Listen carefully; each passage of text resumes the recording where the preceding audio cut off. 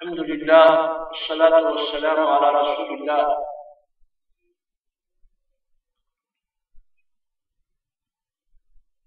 یہ جو سوال ہے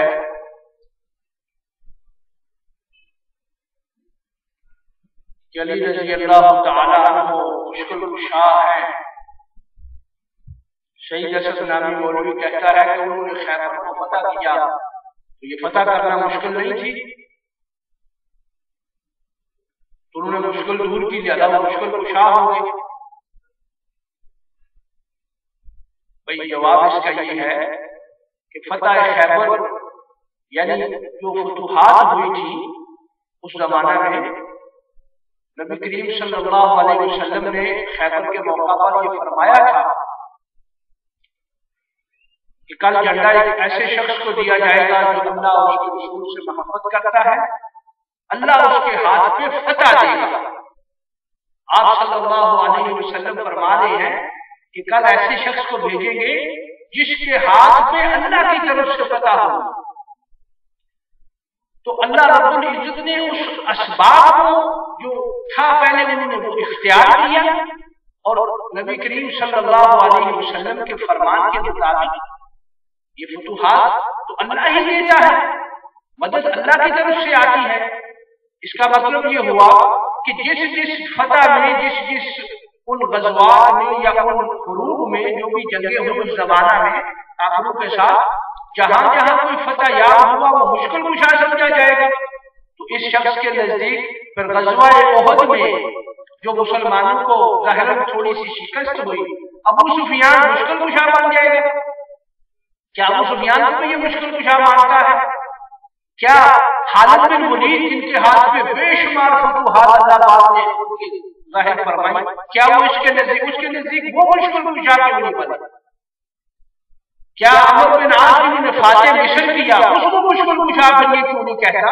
علی ہی کیوں مشکل کشا جو دلیل بنا رہا ہے کہ خیبر فتح کرنے سے وہ مشکل کشا ہے؟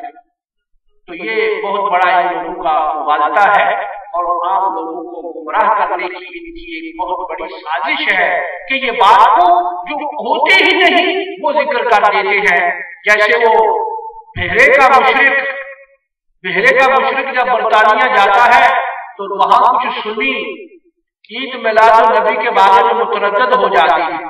وہ کہتے ہیں عید میلاد النبی تو ثابت نہیں ہے، نبی صلی اللہ علیہ وسلم نے یہ جلوس نہیں نکالا، یہ جلسہ نہیں کیا، اس دن جڑیاں نہیں لگائی، اس دن کچھ بھی آپ صلی اللہ علیہ وسلم نے نہیں کیا۔ صرف ایک روایت جو ملتی ہے یوم الاثنین کے روزے کے متعلق آپ نے فرمایا یہ دن وہ ہے جس دن میں پیدا ہوا، وہ بھی پوچھنے پر ایسے بیان فرمایا کوئی اس دن اسپیشل اس دن کی نسبت سے روزہ نہیں رکھا۔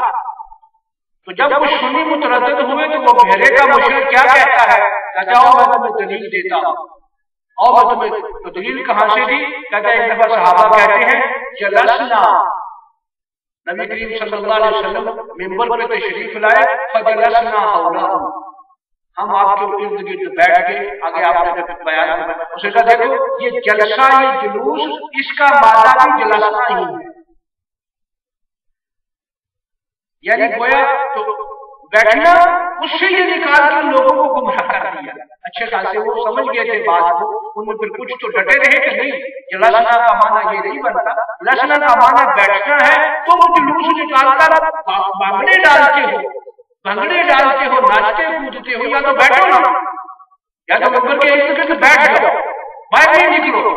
تو یہ ان لوگوں نے عوام کو گمراہ کرنے کی ایک سازش کر رکھی ہے کہ جہاں بھی کوئی پھسلنے لگتا ہے کہتے دیکھو یہی جیسے یہ بحرے کا مشرق ایک جگہ نور اور بشر کا تنازع ہو گیا تھا لوگوں کے درمیان، تو یہ اس کو لایا گیا۔ تو یہ کہتا ہے کہ نبی کو تو بشر کافروں نے کہا تھا، نبی کو بشر تو کافروں نے کہا تھا، اور سورۃ تغابن کی وہ آیت پڑھ دی ذالک بأنہم کانت تأتیہم رسلہم بالبینات